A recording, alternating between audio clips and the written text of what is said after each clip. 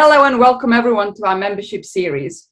Today I'm joined by Nej and Rob, and we will be discussing Digital Excellence Report written by MemberWise, and that report actually explains what membership organizations have done over the last year.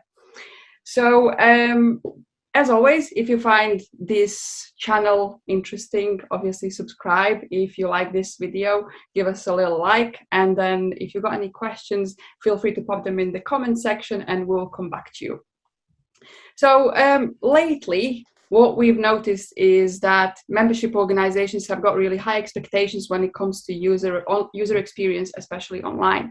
So we've read some really interesting facts lately about it, and I just wanted to sort of ask Rob a question. What's Rob's opinion in terms of what's going on in membership? Are membership users actually having really good user experience, and what could be done better potentially? I think it's quite a broad question whether they're having they've got a good user experience or not. But I think one thing's for sure that we're seeing is big changes in membership organisations, and I think that comes from the way obviously members' needs and the way that they interact with membership organisations has had to change in the past couple of years, obviously due to COVID and stuff like that, and it really has made a push for membership organizations to rapidly change. So some of the clients that we work with, they've gone through big digital transformations, increasing sort of e-learning capabilities, making better member zones online. So overall, I think there is a sort of a focus on the user experience, and sort of the member value as well that they're providing, if that makes sense. Yeah, I think probably one of the things that I'd like to add at this point is member engagement, and this also forms that element of user experience because it's still related to the brand. And given that this is one of the key things that membership organizations are supposed to closely follow and review, this is something that we have identified through the report that it's kind of lacking. It's still in the pipeline. Everybody wants to focus around it. However, not many organizations have put this into practice. And an example of what member engagement and how to track this would be just reviewing regular online activities. So how much of your audience is actually, or your members are actually interacting with your social media, or how many how many click-throughs you get through your emails, or things like participating in your webinars, joining your face-to-face networking events, and so on. So there's a big thing around, let's track all of these nice KPIs and aspects and how we perform in. However, I don't think that many membership organizations are still in that state where they're actively reviewing these stats and looking into specifics. Yeah, I think with the interesting thing is membership engagement is, in this year's report, it's still the same as I think it's the past two reports, the MemberWise Digital Excellence reports. It's like the number one challenge that all membership organizations are having at the moment. How can they engage better with their members? And what's even more interesting is, I think it's something like, I think it was 90% of membership organizations said that their members want a more engaging experience, but only like 28% have a strategy for it. So there's clearly a gap there of like how to bridge that gap to make the experience online a bit more interactive for them. Nej, what do you think about the fact that there's only 28% of membership organizations having their digital strategy? Does that make you feel a bit anxious? Well, first of all, I have to correct you guys. It's 32% have a digital strategy and only 28% have a digital roadmap. So there's a little bit of a difference between the two. A digital strategy, in my experience, is a broader objective, what they're trying to achieve through digital activities on their digital strategy, whereas a digital roadmap is a little bit more of a fixed plan. How are they actually going to get to a point where they can achieve what they're trying to achieve? I think based on our experience, as you guys know, we've been focusing almost exclusively on working with membership organizations over the past few years. And I'm not surprised by the stat. Actually, the number is actually a little bit higher than what I anticipated it to be. I think that post-COVID, membership organizations have had a wake-up call.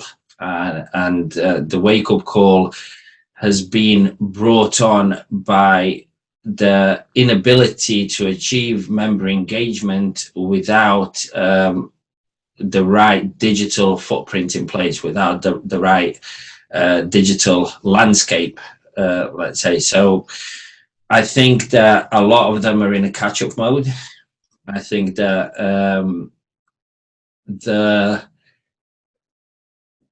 what they're coming to a realization of is that there is a lot of technological debt within these organizations. A lot of the systems that were put in place almost to tick boxes, and were put in place in a very piecemeal way without actually looking at how these different platforms are going to interact. And I think that right now, a lot of membership organizations have a massive hurdle, which is actually just getting all their legacy systems in place to a point where they can even begin to think about how they can achieve the right digital experience, or offer the right digital experience to their users. So I'd say it's not surprising. It's something that we're seeing a lot of, and I think it's clearly the number one thing that needs to increase within the sector. Obviously, the inability to have in-person and physical events has left a lot of membership organization unable to add the level of value that they need to add to their members to focus on member retention and further member acquisition. Do you think the sort of who the website sits under, or the overall digital platform sits under within these organizations, is what contributes to I guess the lack of membership engagement strategies that we're seeing? Like, for some of the organizations that we work with, the overall website or AMS, CMS, whatever platforms they've got is either managed by IT departments or marketing departments. I mean, in my experience, the departments seem to work reasonably well within these organizations, maybe a little bit too well. But what I would argue that's probably the root cause, and again, this is just my opinion based on my experience and my personal interaction with these organizations, but it's more, what this is highlighting is more of a cultural problem within these organizations, a lack of accountability and a lot of things being done because we should do this, we should review our CRM, we should look at our website experience, we should do this, and I think we're now fast moving into an era where the shoulds have actually become the musts. And I'll give you one example. I was recently talking to a very high profile organization where they're going through what they believe is a digital transformation. However, what they've done is they've appointed different organizations and different people internally to oversee these projects, but they've got one organization focusing on a CRM strategy. They've got a completely different organization and group of people focusing on web and CMS. They've got, I think, IT that are focusing on identifying the best learning management solutions or learning management systems that the organization is going to use. And they've got all of these projects going independently, more or less at the same time, without any, let's say, bird's eye view on how all of these systems are going to effectively interact. So what you might get is a decent enough implementation of each one of these, but ironically, it's probably not going to solve the problems that they've got, because the problems that these organizations have, or the limitations that these organizations have technologically, lies predominantly with a lack of a coherent strategy that looks at the whole footprint. So, for example, clear decisions about where is member data going to be stored, right? What's the single point of truth? How are the various systems going to interact with this data? How is the user's journey, not just through the websites, but user's journey through that organization, or the members' experience with that organization? How is that going to be tracked, recognized, and complemented, and how's that going to evolve in a way where it actually adds value to the member? So it's very piecemeal, I would say. Yeah, and I think that's also echoed in the report when you see stuff like only 21% of membership organisations having a strategy for the data, and that's where, like, you know, we know people in the member engagement teams have them problems of not being able to personalise properly, and or at best they're just doing like the most basic personalisation that marketers have been doing for like 10, 15 years, which is like first name when you log into a members area, but nothing more than that, really. But I think sorry, I was just going to add to Rob's point. 87% of members offer only 39% of organizations offer any sort of personalization. 87% is your most basic I recognize who you are type of personalization, which isn't really any kind of personalization other than hi John, welcome back, or something along those lines. Out of those, only 41% personalized by interest area, and only 24% are looking at persona segmentation. Now, we know as a digital agency, websites that look at persona segmentation is something that's come to be expected by users. And I think that, look, members of organizations are users, web users of other platforms across a variety of other industries. So user expectations have evolved to a point where they surpass what the experiences, that their expectations surpass the experiences that are offered by a typical membership organization. So rather than that benefit not being recognized, to the contrary, it's even it's highlighting how far behind these organizations are compared to industries that are more competitive and more commercially focused. Yeah, if you take a look at a typical larger membership organization, it consists of a website, which usually sits on a particular CMS tool. Then you have an AMS in the background for all the membership data. Then most of them have got some sort of an LMS, especially during COVID, post-COVID, LMS are becoming a must. Then you also have a lot of membership organizations now thinking about member engagement. So they're introducing something called community portals. So you'll already have sort of 4 different, at least, and these are like the bare minimum ones, which are their client facing. And what you have is at least 4 of these different systems, most likely sitting with different agencies on different platforms. And then when it comes to analyzing data, everybody wants to have that 360-degree overview of your member. It's very hard to sort of digest that data because usually there's a lack of that strategy. As the organization was growing and progressing, everybody was thinking, let's go and add this tool, this tool, this tool. But now that data is scattered all around the place, and it's very hard for membership department to go and say, well, this is exactly what we have in terms of these type of personas, that type of persona.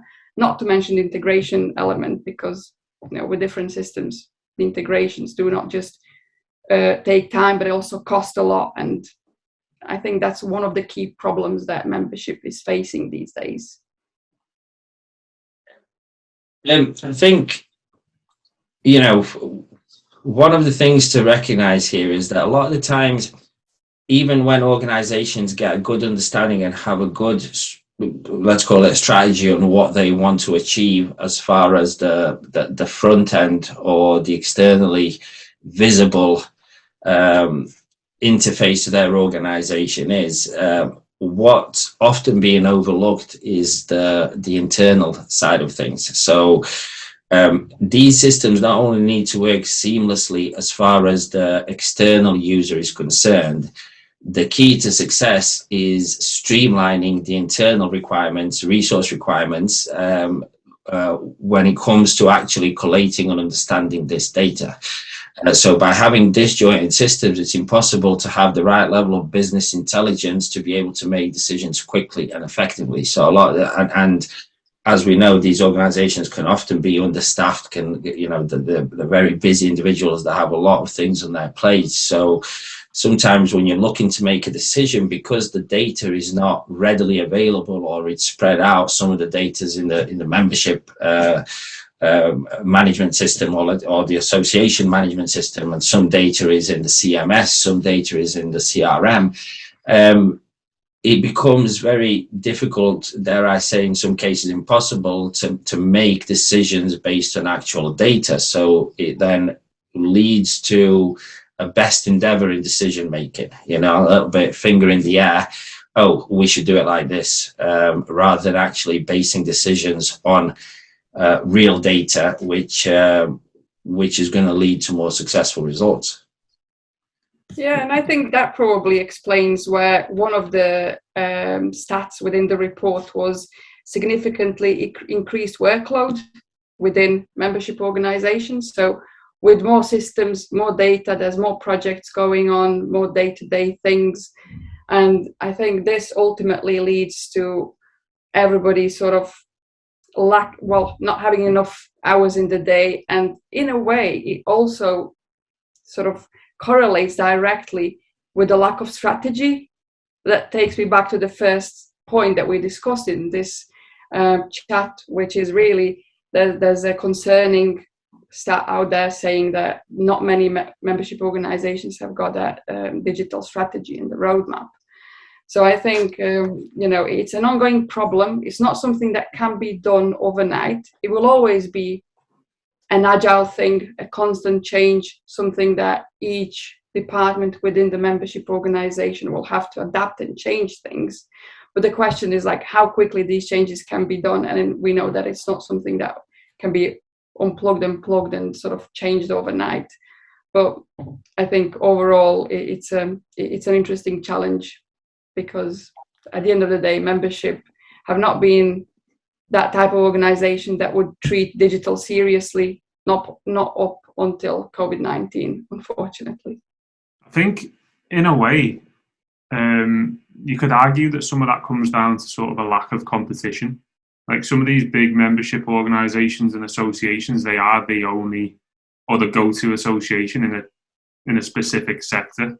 They're not commercially driven in a way where they've got competitors to compete against for membership fees. So I think in a way it's almost like they've got away with not being able to invest and change things sort of pre-COVID, but then that the things have changed so much and they've had to catch up that I think now a lot of them are really, from what we can see, starting to take things a bit more seriously.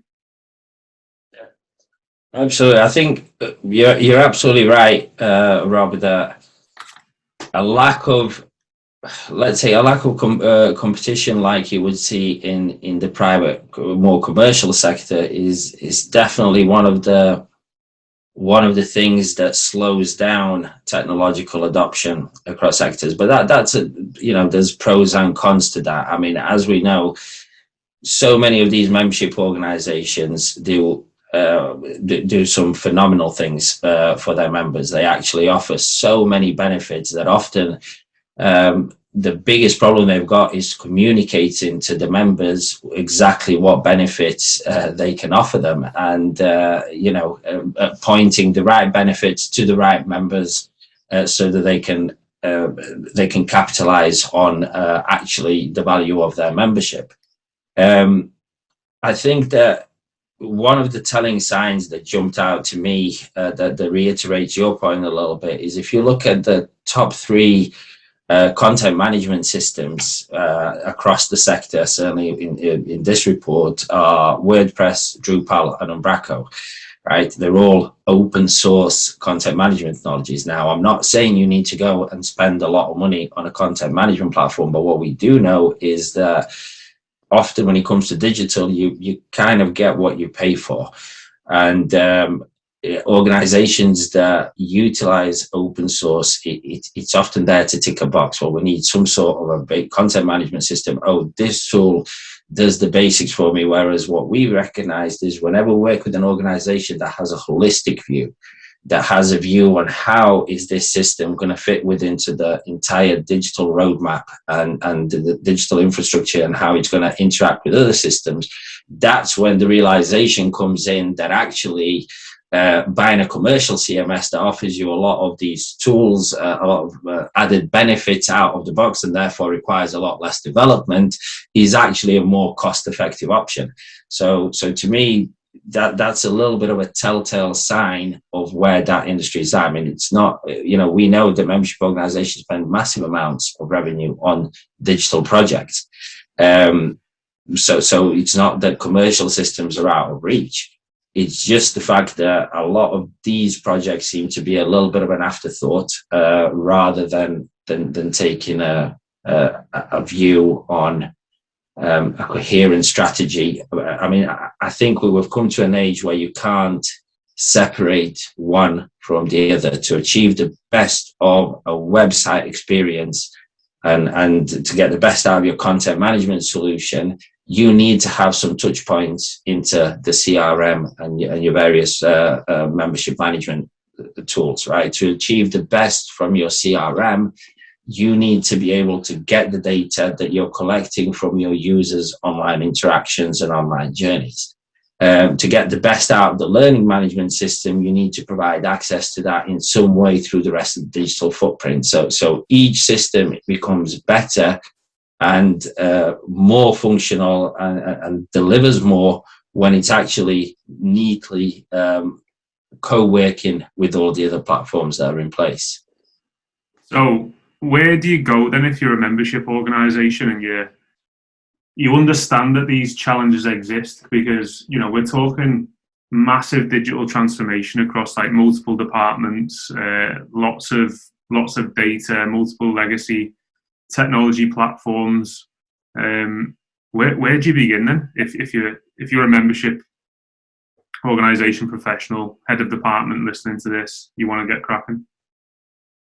Okay, so in my opinion, there's two key things that need to happen at the beginning of any transformation process. The first part of it is actually taking stock, understanding where are you, what have you got in place, what's working, how it's working, etc.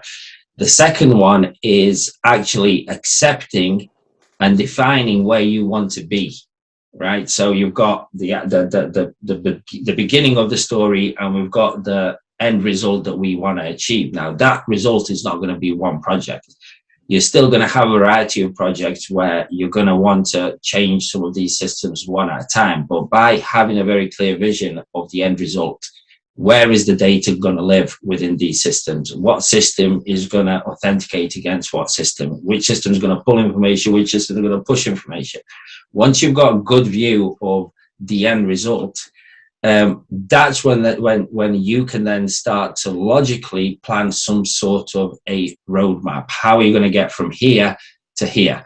And the important thing is not to forget the destination that you're trying to get at when you're addressing each one of these projects. Therefore, you need some sort of overarching ownership and accountability and decision-making center that's going to not just look to meet the requirements of each individual one of these projects, but to make sure, because we know in digital you can implement any requirement in 10 different ways. But if we're aiming towards a clearly defined end result, then these systems need to function in a way where not only they meet the short-term requirements there, but where they meet the long-term requirements when it comes to how they're going to plug into these other systems seamlessly. And during that journey, you're going to have some gaps, right? You're going to have some gaps, but as long as you're aware of where those gaps are, that's when you put in little piecemeal solutions. So, for example, if you are going to lead with the website and do a content management, a new content management system, and look at providing a new member portal that's going to have all the bells and whistles of what you want to provide to your members. You're going to lead in defining that by looking at the user journey through those particular systems. Now, you're then going to define where does the data that you need to personalize and complement that experience actually live. You're also going to know where ideally you want it to live, but in the meantime, that's not always going to be possible because you haven't addressed your CRM strategy yet. So in that instance, what you might do is create the ideal front end, even though you don't have the ideal back end. And in that case, you might implement some temporary solutions that will somehow pull the information that you need from all of these, let's say, non-optimized solutions in the background in order to serve the user journey the best way that it can. But once you've achieved that, you then take on the project of redefining and restructuring the back-end data sources that are actually going to feed the front end. I'm not saying that that's always the right sequence, but what's important is having that holistic view. Where are we? Where do we want to be? And then clearly defining how you're going to get there. And I think probably one thing to add on here is naturally through the digital transformation, you will be looking at maybe changing some of your systems. So what we shouldn't be looking at is identifying a system and then sort of building the rest of our strategy and, you know, our own business intelligence around it. We should always aim at looking at our own requirements, then doing a proper system selection, and then sort of looking into integrations and everything else. So let's try not to be sort of restricted in terms of picking a tool first because another membership organization has got that tool.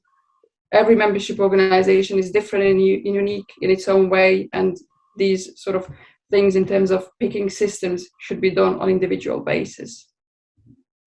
Absolutely. What I always like to say to organizations I'm working with is don't think about technology. Technology is, you know, it's down to your digital agencies or consultants that you're working with to recommend what technology you should be using once you have defined what you are actually trying to achieve. So think about your user's journey, think about the journey of your internal users. How are they going to manage this data? What data do they want to see? How are they going to access this data?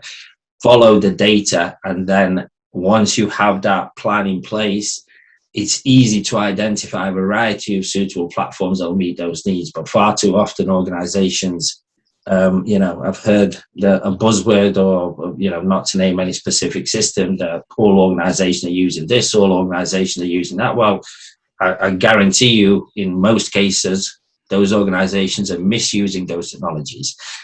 So it's better to have a weaker technology, but to use it properly, than to have a stronger technology, but not to use it properly. So I 100% agree with you on that point, Ida. Great. Well, I think we've summarized it quite well. We've gone through several interesting points on this video. Before we wrap up, anything to add? Maybe, Rob, something that we potentially missed out in this discussion? No, I just think, obviously, this report that we've gone through has just highlighted that there's still a lot of work to be doing with membership organisations, and yeah, and I think there's still a long way to go, but massive improvements have been done in the past couple of years. Absolutely. Another salient point that I think we can't ignore from the report, you know, a lot of the report is focused around understanding and insights, and how organizations are trying to take a more analytical approach to what they're doing. So certainly the intent is there, but a lot of the times they're finding that they can't. So I think one thing to remember is, you know, if you can't measure it, then don't do it. So when it comes to actually defining solutions and defining systems, first thing to think about is how are you going to measure the success of what we are building here? And there's always an answer. And if you ask yourself that question at the right time, you're never going to have a problem in getting the right analytical data and understanding on how well that part of your digital infrastructure is performing. The reason why organizations are struggling to get the right level of analytics is because these systems were put in place and were architected with analytics and insights being an afterthought. So if you lead with how are we going to measure the success of this, you're always going to come up with a better solution than if you think about that post the event. Makes a lot of sense. Agree. Well, great conclusion. Thank you for that, Nej. And well, I hope a lot of people actually found this video useful. And if you've got any comments, feel free to pop them in the comment section and one of us will come back to you. Thank you.